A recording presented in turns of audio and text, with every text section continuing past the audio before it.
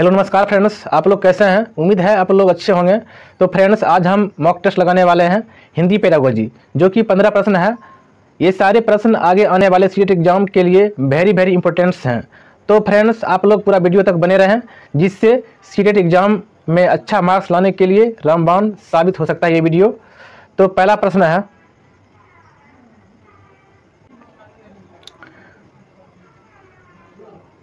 श्रेष्ठता से तात्पर्य क्या है। तो इसका पहला ऑप्शन दिया है शुद्धता, स्वीकृति, उत्कृष्टता है। देखिए, श्रेष्ठता के लिए समानार्थी शब्द जो है उत्कृष्टता, बहुत ही सबसे अच्छा उपयुक्त ऑप्शन होगा ऑप्शन नंबर बी, उत्कृष्टता। स्वीकृति भी नहीं होगा, सम्मान भी नहीं होगा, option number B.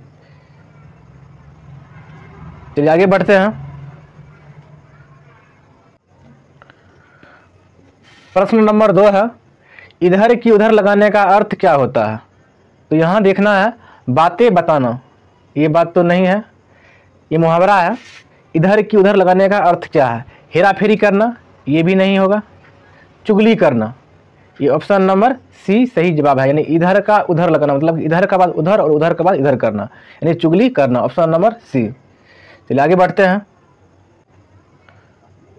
Question number 3 है, प्रत्यय की दृष्टि से भिन्न शब्द की पहचान अंकित करना है। इस चारों ऑप्शन में देखना है कि इस चारों ऑप्शन में प्रत्यय सबसे अलग किसका है। यहाँ पर देखिए option number A, option number A में है मधुरता, यानी अंतिम प्रत्यय आ गया है ता। प्रभुता, अंतिम प्रत्यय आ गया है ता।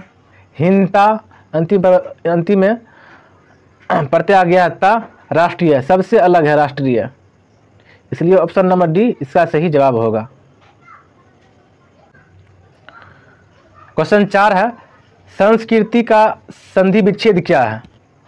तो यहाँ पर ऑप्शन देख पा रहे हैं, समजोर कीर्ति, ऑप्शन नंबर बी। संस्कृति का सही संधि विच्छेद होगा समजोर कीर्ति। यहाँ पे सम में हलंत लगेगा, यहाँ हलंत छूट गया है, तो ऑप्शन नंबर बी इसका सही जवाब होगा।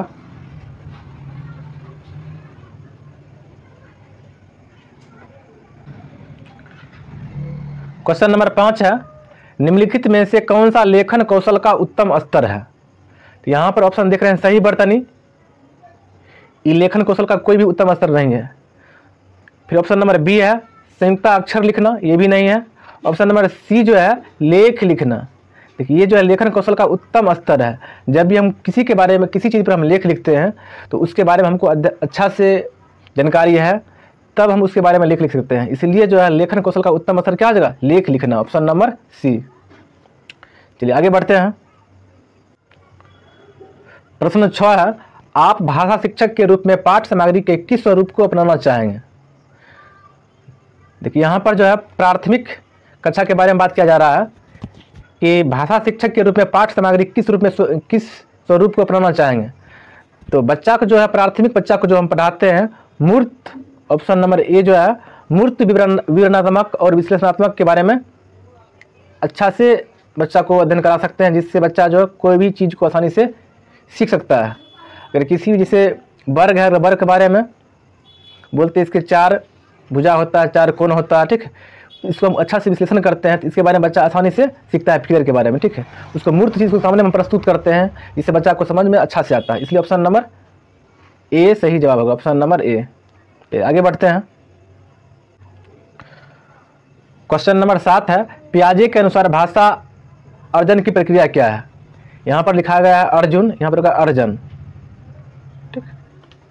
तो पियाजे के अनुसार जो है भाषा अर्जन की प्रक्रिया जो है युक्तिजन्य है, ऑप्शन नंबर सी।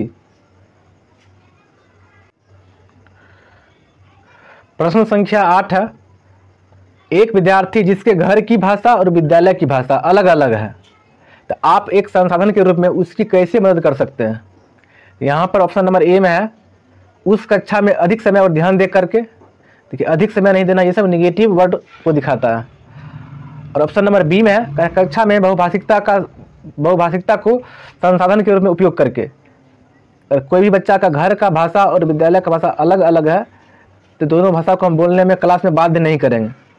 इसको हम संसाधन के रूप में दोनों भाषा को उसको बोलने के लिए अनुमति देना है कि दोनों भाषा का उपयोग कर सकता है, जिससे बच्चा जो है और विकास होता है। क्योंकि बच्चा भी, कोई भी बच्चा प्राथमिक कक्षा का बच्चा जो है उस बच्चा को अगर मातृभाषा के बारे में अगर वो बोलता है, उसके बारे में बात करता है, किसी भी जो है बच्चा से अपने मातृभाषा के बारे में वो बोलता है या शिक्षक से बोलता है, तो अच्छा, या शिक्षक जो उसको उसी भाषा में समझाते हैं, तो बच्चा आसानी से उस चीज़ को समझता है, जिस कारण जो है बहुभाषा जो है संसाधन के रूप में उपयोग कर सकते हैं। Option number B. ट्रांसलैंग्वेजिंग यानी एक भाषा से दूसरी भाषा में जाना के संबंध में इन कथन अ और कथन ब पर विचार करना है। कथन अ कह रहा है ट्रांसलैंग्वेजिंग जो है बहुभाषा का एक लचीला स्वरूप है, ये सही है। ट्रांसलैंग्वेज में जो है भाषा को जो अन्य भाषा में उसको रूपांतरित कर देते हैं, ये एक लचीला स्वरूप है। और ऑप्शन नंबर बी जो है ट्रांसलैंग्वेजिंग जो है संप्रेषण क्षमता के संवर्धन के लिए जानी गई भाषाओं के बीच एक भाषा से दूसरी भाषा में व्यवहार करना है, ये भी बात सही है। ट्रांसलैंग्वेजिंग में क्या होता है, ट्रांसलैंग्वेजिंग में एक भाषा से दूसरी भाषा में हम उसको चेंज करते हैं, ठीक है, ये बात भी सही है। यानी ऑप्शन नंबर अ और ब दोनों सही है, यानी option number C, option number C अ ब दोनों सही है।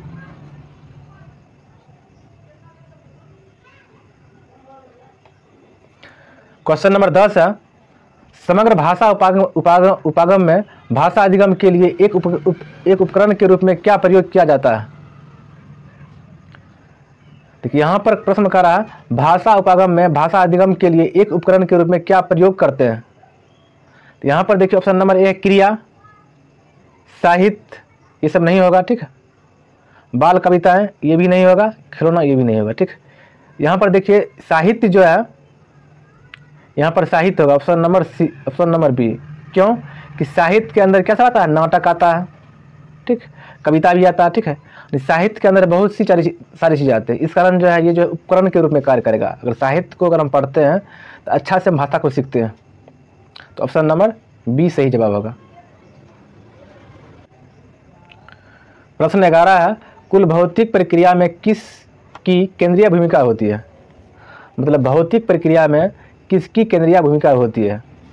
बच्चों के भौतिक के बारे में विकसित कर रहे हैं, तो उसमें किसकी केंद्रीय भूमिका होती है। तो यहाँ पर ऑप्शन नंबर होगा शिक्षक की। यहाँ पर शिक्षक की अहम भूमिका होती है विद्यार्थियों को, बच्चों को भौतिक प्रक्रिया को केंद्रीय भूमिका निभाने में। Option number A.